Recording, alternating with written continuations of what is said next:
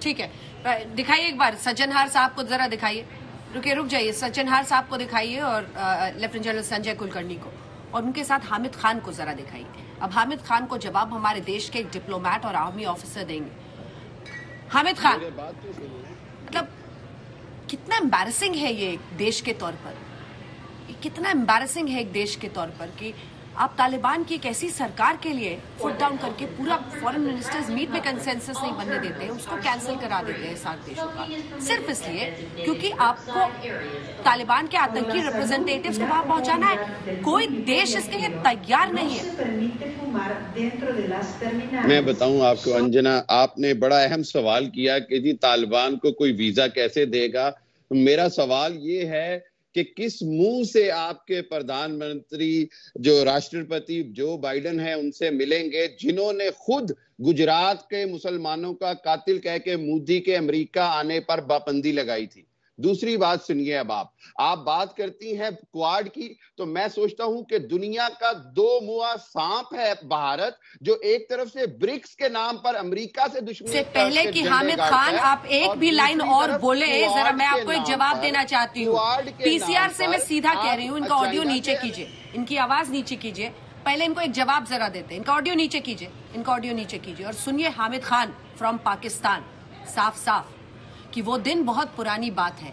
आज इस देश के प्रधानमंत्री से मिलने के लिए राष्ट्रपति बाइडेन से लेकर Scott Morrison Australian PM, Japanese PM, हर मुल्क रेड कार्पेट बिछाकर इंतजार कर रहा है कि आज भारत का प्रधानमंत्री उनके साथ हाथ मिलाए और हम ईमानदार मुल्कों का एक ऐसा प्रतिनिधित्व करें, उनके साथ मिलकर ऐसे समूह बनाए जो विश्व में आप जैसे आतंक के चेहरों को सबक सिखाने के लिए अपनी ताकत का इस्तेमाल करें। तो मेरे देश के प्रधानमंत्री के बारे में कुछ भी बोलने से पहले जरा आज की उस तस्वीर पर नजर डाल लीजिए जहां पर इमरान खान वाकई एक ऐसे मुल्क को लीड कर रहे हैं जिस पर हर देश की नजर है।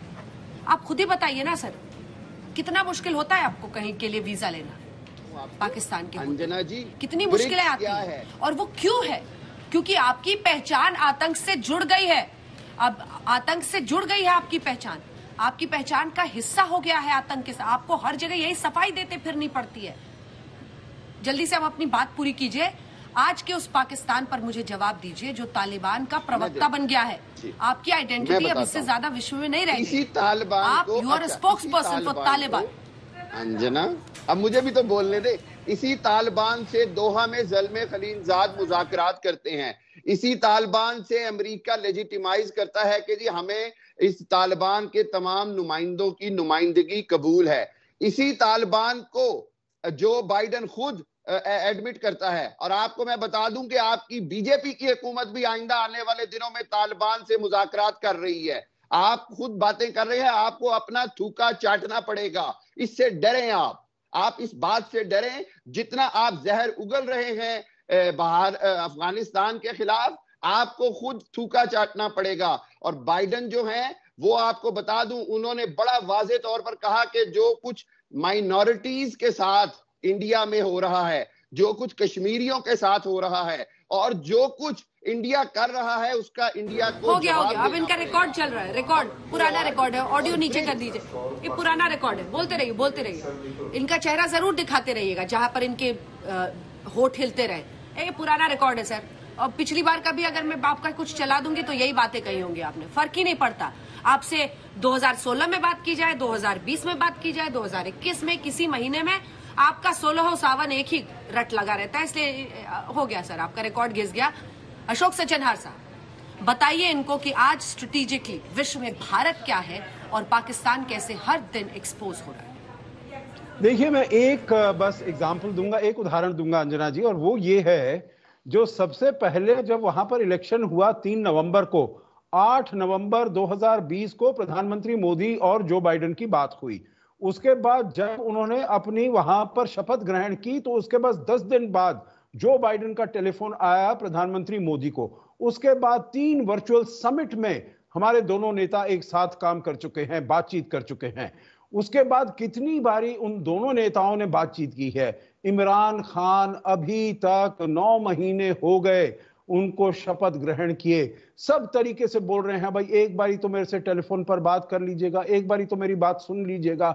जो बाइडेन ने अभी तक वो नहीं किया है। तो ये अपनी जो रेलेवेंस को, अपनी वैलिडिटी को बढ़ाने का ये प्रयास कर रहे हैं। और ऐसी मुझे तो बहुत देखिए आपके शो पर ऐसी मैं कहूंगा खराब जबान का इस्तेमाल करना मुझे बिल्कुल भी अच्छा नहीं लगता है। आप थोड़ा शालीनता से बात करिएगा। देखिए ये, और मैं तो इनके शब्दों को दोहराना भी नहीं चाहता हूं क्योंकि मैंने कभी ऐसे शब्द इस्तेमाल नहीं किए हैं। इनके जो दूसरे वो हैं पैनलिस्ट हैं वो कहते हैं ये लेजिटिमेट गवर्नमेंट। अरे कहां की लेजिटिमेट गवर्नमेंट हो गई? अगर लेजिटिमेट होती तो कम से कम 2, 4, 6, 8 मुल्कों ने उसको रिकॉग्नाइज किया होता। 15 अगस्त से लेकर आज 22 सितंबर हो गई है, 5 सप्ताह हो गए हैं, अभी तक एक देश ने इनको रिकॉग्नाइज नहीं किया है। वो देखिए सारे जो दुनिया के मोस्ट वांटेड टेररिस्ट हैं, आतंकी हैं, चाहे वो यूएन डेजिग्नेटेड लिस्ट पर हो या और जगह पर हो, सब उनके यहां पर या प्रधानमंत्री हैं या डिप्टी प्राइम मिनिस्टर हैं। यहां तक कि ये कहते हैं जो भाई वो उन्होंने तालिबान ने अपने आप वहां पर सरकार ये तो पाकिस्तान की थोपी हुई सरकार है। देखिए जब वो अपनी सरकार नहीं बना पाए तो आपने फैज हमीद को वहां भेज दिया। फैज हमीद को जाकर वहां पर एक तो पंजशीर में वहां पर नरसंहार कराया, आपने वहां पर हेलीकॉप्टर भेजे, ड्रोन भेजे, एयरक्राफ्ट भेजे, सब वहां पर। और यहां तक कि आपके मित्र, आपके पड़ोसी ईरान कहता है जो पाकिस्तान का रोल बनाकर आप इन्वेस्टिगेट करिए पाकिस्तान वहां पर क्या कर रहा है। और अभी जो खबरें आई हैं ब्रिटिश न्यूज़पेपर में, द स्पेक्टेटर मैगजीन में, उन्होंने कहा है कि उसको वहां पर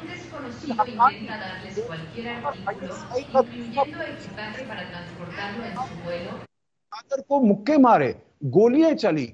और ये पता भी नहीं है जो मुल्ला खान बरादर अभी, अब्दुल गनी बरादर अभी वहां पर जिंदा भी हैं या नहीं। तो देखिए अंजना जी, मैं जा सकता हूं बहुत ज्यादा और बता सकता हूं इसके बारे में, परंतु आप चलाना करता हूं। बिल्कुल सर, मुझे हम सबको पता है कि आपके पास पूरा खजाना है।